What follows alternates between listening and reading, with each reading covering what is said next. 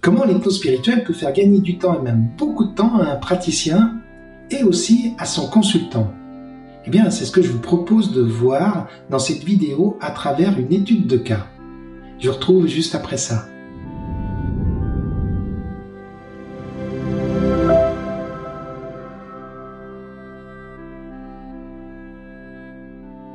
Bonjour, mon nom est Daniel Berger, je suis hypnothérapeute depuis une vingtaine d'années et spécialisé en hypnose spirituelle. Alors pour me soutenir, je vous invite à mettre un petit pouce sur cette vidéo et puis aussi à vous abonner à ma chaîne. Dans cette vidéo, on va voir une étude de cas d'une personne qui est venue me voir, que je vais appeler Patrice. Sa demande initiale tournait essentiellement autour de sa situation professionnelle. Il se disait perdu, il ne savait pas quelle décision prendre.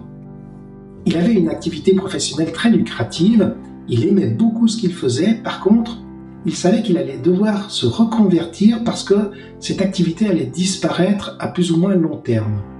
Et c'était un peu le bazar à l'intérieur de lui parce que il y avait une partie de lui qui aspirait à faire de grandes choses, à impacter beaucoup de personnes, et puis il y avait une partie de lui qui était plutôt en colère par rapport au capitalisme, par rapport à l'écologie, à tout ce qu'on fait subir à l'écologie, à la nature, etc. Il y avait aussi une partie de lui qui aspirait à aider les autres. Bref, c'était un peu le bazar, d'autant plus que ce qui était important pour lui aussi, c'était de préserver sa famille. Et puis il y avait un autre aspect dans sa demande, c'était que depuis quelques années, il avait pris du poids, c'était un grand sportif, et avec l'âge, eh bien, il avait pris une douzaine de kilos en trop, et ça l'embêtait beaucoup. Donc il voulait comprendre, il voulait voir s'il pouvait se libérer en fait d'un certain nombre de contraintes et même d'angoisses. Donc on a commencé à clarifier en fait ses objectifs en posant des questions. Je lui ai vraiment posé des questions, on est allé assez profondément, on a passé pas mal de temps à clarifier parce que c'était vraiment flou. Et le résultat de ce questionnement, en fait, de cet entretien préalable, a abouti à 3 grands secteurs, à 3 grands pavés, on va dire. Premier pavé, c'est sa situation professionnelle. En fait, il est arrivé à la conclusion qu'il souhaitait impacter de manière significative et écologique son écosystème et le plus largement possible. Et là, il était vraiment aligné avec ça. Il n'y avait plus de partie de lui qui disait oui, mais l'écologie, oui, mais le capitalisme. Là, il était vraiment en accord avec ça. La seconde partie, c'était, eh bien, finalement, c'est sa relation à la nourriture qui était compliquée, elle n'était pas très saine, dans le sens où, quand il préparait à manger, il en préparait toujours plus parce qu'il avait peur de manquer, d'une certaine façon. Et aussi, il finissait tout son repas parce qu'il ne voulait pas gâcher. Donc il y avait ces 2 aspects à prendre en considération. Et là aussi, il savait bien, il sentait bien qu'il y avait quelque chose qui n'allait pas. Et le 3e pavé, eh bien, c'était des angoisses qu'il avait régulièrement dans la journée par rapport à la mort ou à la mort de ses proches ou peur de perdre ses proches, etc. Donc des angoisses assez significatives. Donc on aurait pu penser, faire un raccourci assez rapide, que sa relation à la nourriture dépendait directement de ses angoisses, etc. En hypnose spirituelle, on va pas faire de lien comme ça, on va laisser faire et on va chercher à explorer ce qui vient et on fera des liens par la suite. Alors, ce qui s'est passé, eh bien, on a demandé, comme dans toute séance d'hypnose spirituelle, d'accéder à une vie antérieure qui est en lien avec sa vie actuelle et qui a un impact sur sa vie actuelle. Et j'ai orienté dans ces 3 domaines-là. Alors, la première vie antérieure qu'il a explorée, parce qu'on va voir qu'il en a exploré 3 finalement. La première vie antérieure qu'il a explorée, eh bien, c'était un soldat. C'était un soldat qui se préparait au combat. C'était un commandant américain, donc c'était pendant la guerre, pendant la Seconde Guerre mondiale, donc plutôt côté Pacifique, la guerre contre les Japonais. Et là, son ressenti à ce moment-là, c'est que, eh bien, c'était important pour lui de faire son devoir et en même temps, il prenait aucun plaisir. C'était un militaire avec une bonne forme physique, très sportif. Et il était là parce qu'il devait être là, il était très patriote, mais vraiment, ça l'embêtait quand même d'être là parce que il y avait une espèce de conflit à l'intérieur de lui aussi, c'est qu'il voulait pas lâcher sa famille, il voulait faire son devoir, mais il voulait aussi préserver sa famille et ne pas quitter sa famille. Donc on a exploré comme ça une scène, et puis une autre scène où il est arrivé en zone de combat, et dans cette zone de combat, en fait, eh bien il est mort dans cette zone de combat, mais il est mort de manière assez héroïque, puisqu'il a fait un acte de bravoure pour sauver le groupe avec lequel il était, et malgré tout, c'était pas facile à ce moment-là, parce que entre la peur, bien évidemment la peur de la mort, et aussi la peur de laisser sa famille, mais la peur aussi l'obligation de protéger son groupe, c'était compliqué. N'empêche que il est mort. Et ce qui s'est passé donc pendant l'exploration de ce passage de la mort, ça a été vraiment extrêmement significatif, parce que il s'est rendu compte que finalement la mort n'était qu'un passage, et toute cette tension qu'il avait à l'intérieur de lui en tant que soldat, eh bien ça s'est petit à petit dissipé, et il s'est vraiment rendu compte, il a intégré que c'était finalement que des expériences. Donc rien que ça, c'était vraiment très très intéressant pour lui. Ensuite, naturellement, il est allé dans une autre vie antérieure. Cette autre vie antérieure, ça se passait, on savait pas trop, mais plutôt côté Brésil ou en Amazonie. Bref, il était une dame, une femme, et cette femme, en fait, qui était très proche de la nature, qui vivait très proche de la nature, qui vivait vraiment en relation avec le fleuve qui lui apportait la vie, qui lui apportait de la nourriture. Elle était dans une communauté, était fort appréciée, et elle avait des enfants, et elle a perdu un enfant. Et elle a beaucoup culpabilisé parce que disait que c'était sa faute, parce qu'elle ne l'avait pas suffisamment protégé. En fait, l'enfant s'est fait dévorer, attaquer, s'est fait tuer par une panthère noire. Et donc elle a beaucoup culpabilisé, et elle a été carrément dévastée. Elle a été dévastée pendant toute sa vie par rapport à cette perte. Malgré tout, elle a évolué en sagesse, et elle est morte assez vieille. Et à la fin de sa vie, donc elle était vraiment honorée par toute la communauté et très respectée. Donc là aussi, on a exploré comment ça s'est passé ensuite dans l'au-delà. Et c'était là aussi très bénéfique pour lui. Il y a plein de choses qui se sont apaisées, etc. Ensuite, il est allé, je l'ai guidé dans ce qu'on appelle l'entrevie, pour communiquer, pour entrer en contact avec un guide spirituel, pour avoir de la formation, pour avoir de la compréhension par rapport à tout ça. Et là, il a compris vraiment énormément de choses.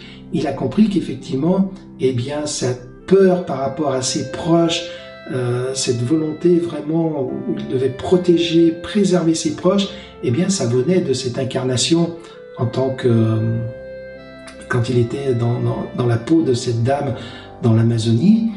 Et donc la perte de cet enfant, en fait, avait créé véritablement un traumatisme. C'est là où, en hypnose spirituelle, on peut faire un travail de transmutation pour libérer cette blessure et donc impacter la vie actuelle. Donc on a fait ce travail de transmutation.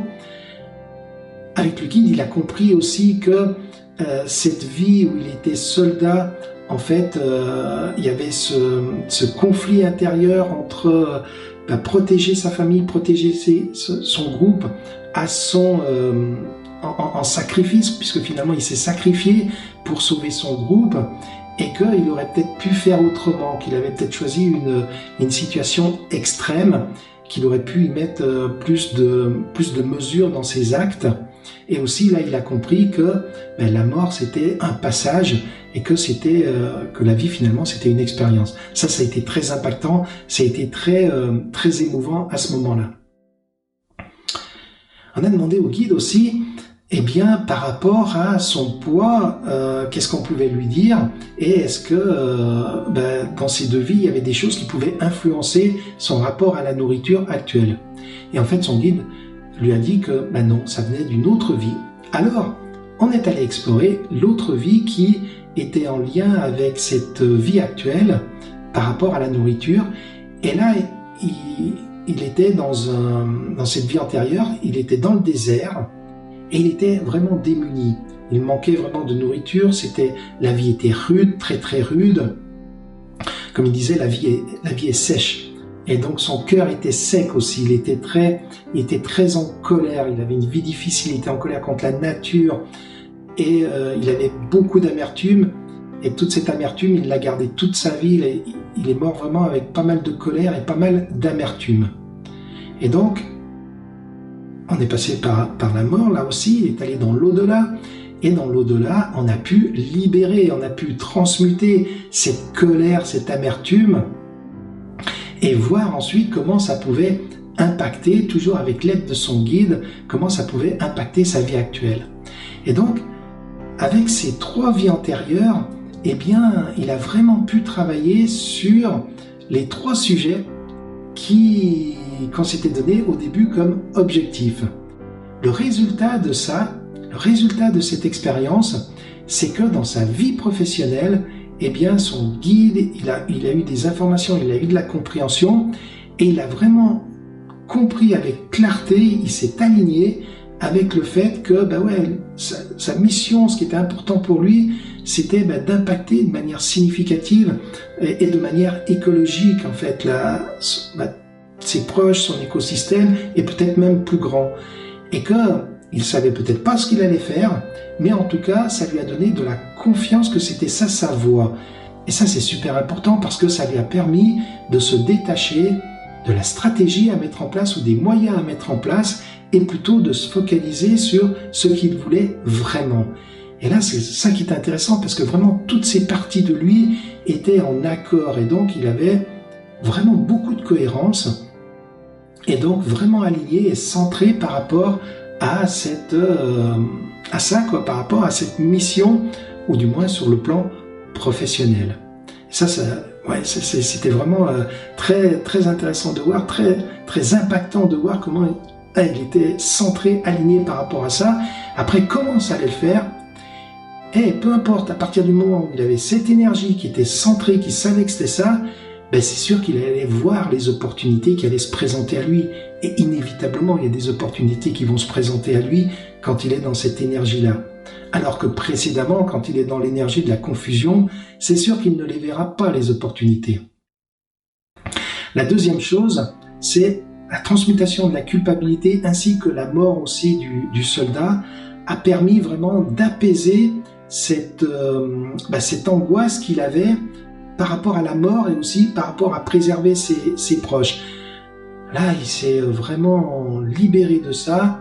À partir du moment où avec le soldat, il a compris que la vie, c'était une expérience et aussi qu'avec la vieille dame, il a pu transmuter cette culpabilité qu'il avait là. Ça s'est détendu et du coup, il était vraiment beaucoup plus paisible par rapport à ses proches et par rapport à la mort, par rapport à la pensée de la mort d'une manière générale. En gros, il n'y avait plus d'angoisse, quoi. Et il avait libéré ses angoisses. Donc rien que ça, c'était absolument juste incroyable, génial pour lui. Sa relation à la nourriture aussi, grâce au travail qui a été fait de transmutation de cette colère, de cette amertume qu'avait l'homme du désert envers la nature, envers les autres, etc. Il a pu comprendre que la nourriture, c'était pas une fin en soi, c'était un moyen, c'est un besoin que le corps a pour vivre, mais que là, il était dans une situation où il n'était pas en situation de manque. Bien sûr qu'il le savait intellectuellement avant, mais là, il l'a vraiment compris et surtout, émotionnellement, il a libéré cet impact qu'avait eu cette incarnation dans le désert où il manquait de tout et surtout, il était très en colère contre la nature, contre tout le monde, quoi. Il a pu pacifier ça et comprendre que finalement, c'est lui aussi qui décide, c'est lui aussi qui a la responsabilité par rapport aux événements, par rapport aux choses, de ses réactions. C'est lui qui décide de la réaction qu'il veut avoir par rapport aux situations. Donc ça lui a vraiment, ça a vraiment impacté énormément. Et enfin, il a pu récupérer aussi les ressources de force, de courage du soldat qu'il a été avec toute sa puissance. Et là, il était vraiment aligné, quoi. C'était plus la même personne après la séance par rapport à avant. Avant, il était dans la confusion, il y avait des angoisses, des problèmes par rapport à la nourriture, par rapport à son travail. Fin de la séance, mais il était aligné. Il savait ce qu'il voulait, cette énergie, il savait pas comment, mais il savait que ça allait se passer de cette manière-là. Il savait qu'il allait être ouvert aux opportunités. Il avait cette force, il avait ce courage. Waouh, mais c'est juste des séances comme ça, c'est juste magnifique. Ah bien sûr, toutes les séances ne sont pas toujours comme ça, évidemment. Mais là, comme quoi, en une séance d'hypnose spirituelle, on peut travailler sur plein de sujets différents, a priori différents, certains étaient liés, mais certains étaient vraiment différents, et faire un véritable impact, faire une véritable transformation dans la vie des gens. Alors si le sujet vous intéresse, si l'hypnose spirituelle vous intéresse, eh bien, n'hésitez pas à me le mettre en commentaire, ou qu'est-ce que cette vidéo vous évoque, qu'est-ce que ce cas vous évoque, et ça me fera plaisir de vous répondre, et pourquoi pas d'échanger de vive voix avec vous. Je vous dis à bientôt.